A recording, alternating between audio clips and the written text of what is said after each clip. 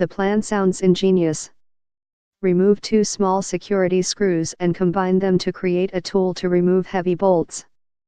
Loosen wires to disable an electronic sensor.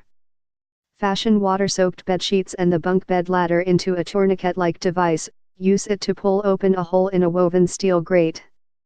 Train to get guards used to seeing you pace your cell at night wearing a hat, with a towel around your neck, then build a standing dummy facing the toilet so they don't realize you're gone until it's too late. Those were a few of the basics of an inmate's scheme to escape from the Special Housing Unit at New York State's 5 Points Correctional Facility, a maximum security prison near the Canadian border.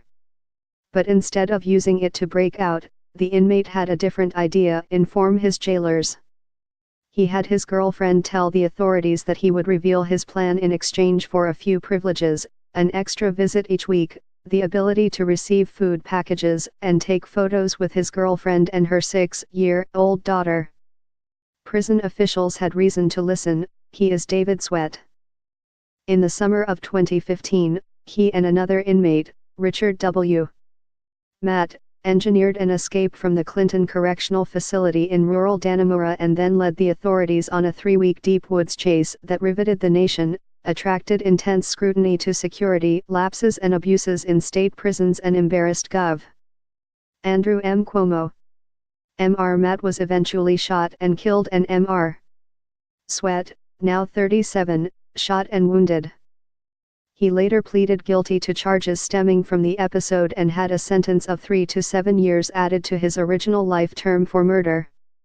Eventually, he found himself in the Special Housing Unit at 5 Points, where he was confined in his cell for 23 hours a day. But clearly the experience has done little to lessen Mr. Sweat's taste for escape plans.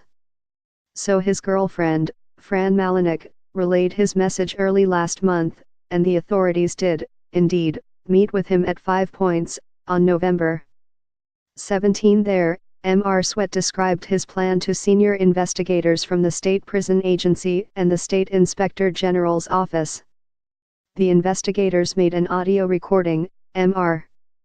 Sweat and current and former officials said, and he also demonstrated some of the possible escape techniques as he was recorded on video.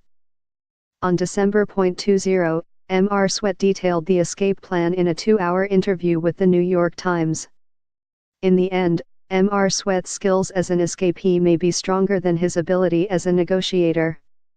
He said that within hours of his session with the investigators, he was transferred under high security to the Attica Correctional Facility, a prison some 90 miles to the west of 5 Points that was built in the 1930s and houses some of New York's most dangerous criminals. He said the men who transported him said he was moved because he had gotten into a fight, something he said had never happened.